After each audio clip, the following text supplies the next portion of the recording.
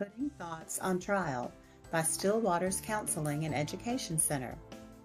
In a trial, there is a defense attorney, a prosecuting attorney, a judge, and the defendant or accused, which in this case is a problematic thought.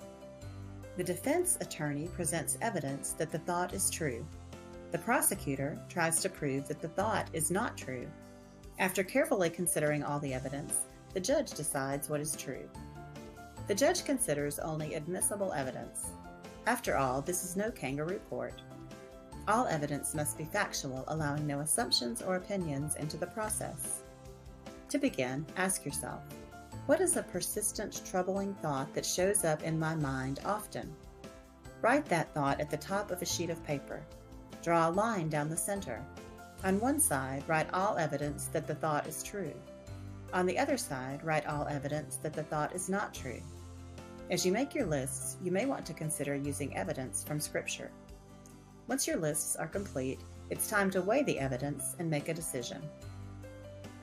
Your decision should reflect what the evidence shows to be true, not your feelings. It can be helpful to write the decision as an even though statement. For example, you might say, even though this thought feels true, it is not true or not 100% true. The actual truth is, fill in the blank. Write the decision on an index card. You may want to also write biblical wisdom that supports the decision. These are your combat cards.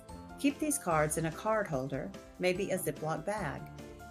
Watch for the troublesome thought to reappear. When it does, take it captive by using your cards to speak the truth of your decision. Stick with this practice and, over time, you can change and improve your thinking. Eventually, you will have crushed that thought. Still Waters hopes you have enjoyed this video and invites you to check us out at www.stillwaterscounseling.online.